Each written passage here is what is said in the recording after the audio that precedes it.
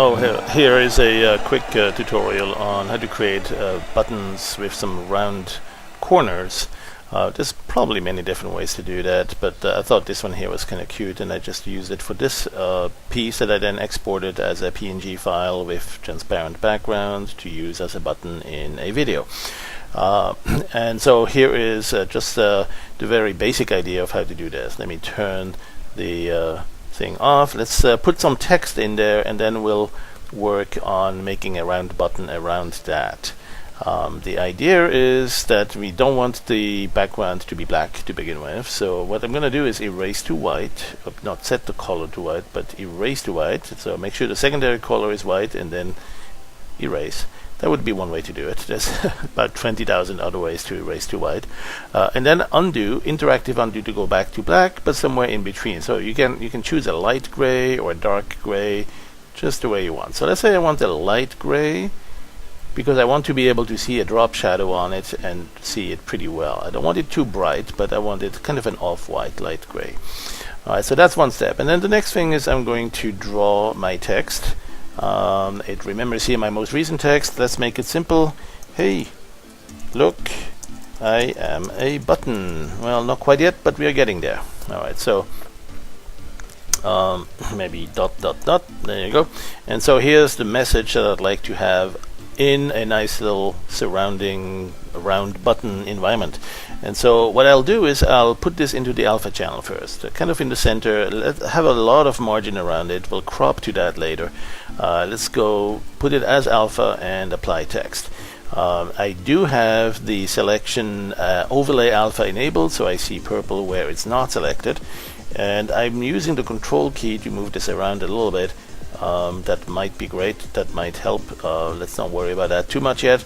And then keep a safe copy of that. So store the alpha from the alpha menu. Right, let me close the others here. Now one thing I'll do also is give it a little bit of a border. I want to fill it in black, have a white border, or fill it in white, have a black border, to make it somewhat more interesting looking and easier to read.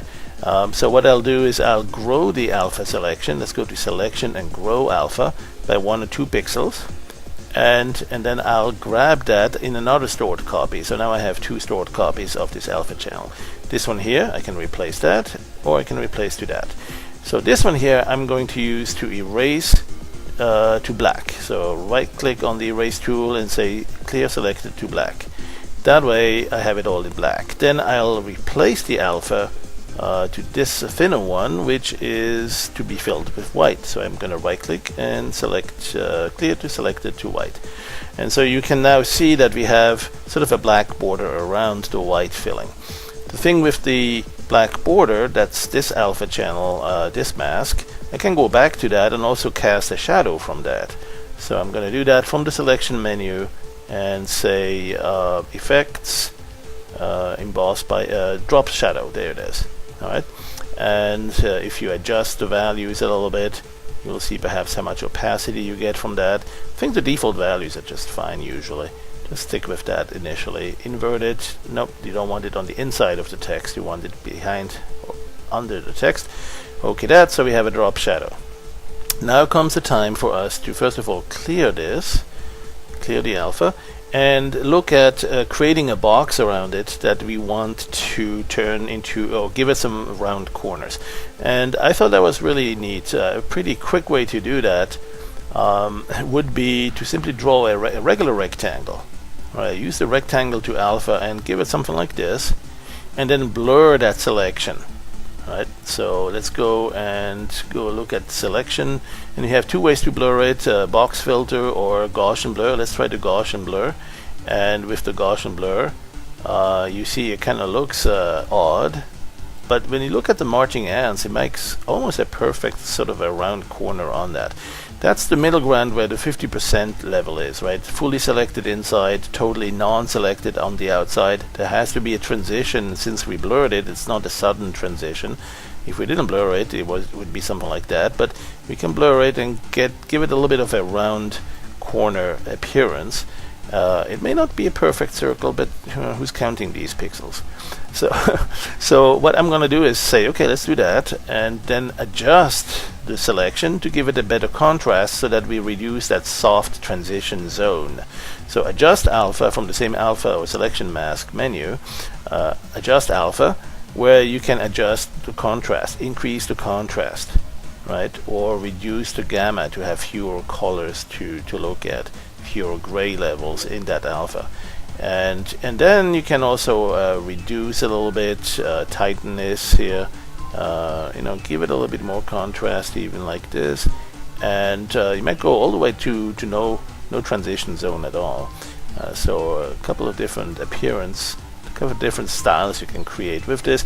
Use the control key as you shift this around to recenter it if necessary. And that's pretty much it. One thing you could also do at that point is to even emboss the inside of that. Right? Go to selection, and before you do that, store the alpha. This is a nice button zone to keep. And then we have, let's see, store or effect emboss by alpha. And that can add a little bit more embossed look to that entire button. And then I would say it's pretty much time to simply select this. Right? So what you want to do is pick it up as a custom. You could crop it. You could use the crop tool to do that. Something like this here. Crop tool, and identify the area that you want to crop to here to contain our beloved button. Another way to do it, I'm going to cancel out of that. Another way to do it is to just pick it up as a custom brush. Right here with the custom brush selector tool. You can also see that here. Well, that will select the current selection. You might want to give it a little bit of margin. So I recommend this one here. And then give it a little bit of a visual margin, something like that. There. So now we've picked this up, and if you store it as a brush here, you can see it. Okay, it's a little bit distorted in this thumbnail here because it's not keeping the aspect ratio that you see, but that's okay. And then you can enable the preview, and you can see it right there. Here's your button. So go ahead and clear the alpha and stamp it down, see it work, magic, and then finally save it as a file, like a PNG file. There's a new name for that. Hey, look, I am a cute button.